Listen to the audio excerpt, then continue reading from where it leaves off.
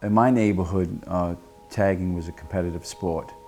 You had to start out and learn how to, tag before you could do anything. Before you could do a bubble letter and a piece or a wild style, there was no such thing. You had to learn your alphabet.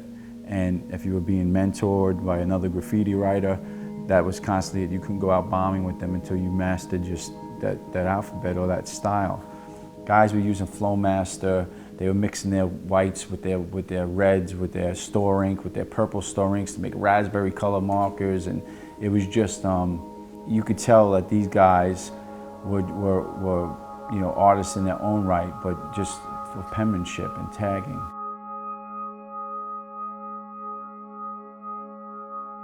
I was really lucky to start writing graffiti when I did, because I was able to kind of see a lot of the earlier stuff that was still spilling over from the 80s and early 90s. Just like how Philly had its own style, Chicago had its own style. And I mean, it was great, and there were these guys and these crews that they epitomized that style. It was like that, it would start off really small and then it would just kind of wild out, And it was ill, it was great, it was ours, it was our thing.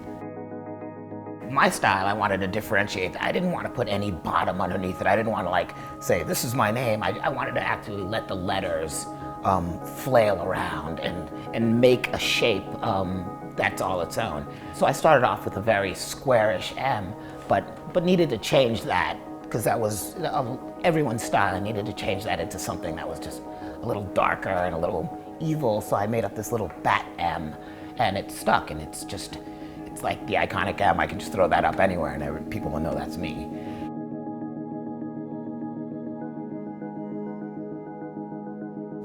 I think that all the flourishes that we started doing was kind of a reaction, a little bit like there just being really one alphabet for Seattle. And it was like that was the established good alphabet. And BTM wrote it and everyone else bit it. In our brains. I don't know if that's the reality of it, but in our minds, that was our style, and anyone else that wrote anything like it could eat a dick. The flourishes were just a way of making your word look a little different than the guy next to you's word. But then we'd all bite each other's flourishes anyway.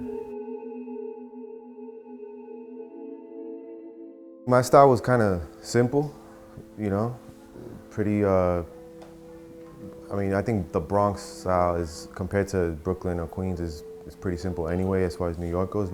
More like a print-based style versus crazy, action.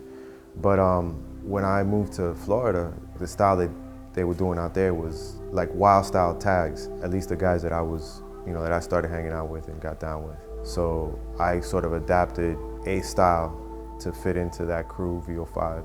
Where, my foundation and just adding some of their isms. I started in 1976 and I ended in 1979.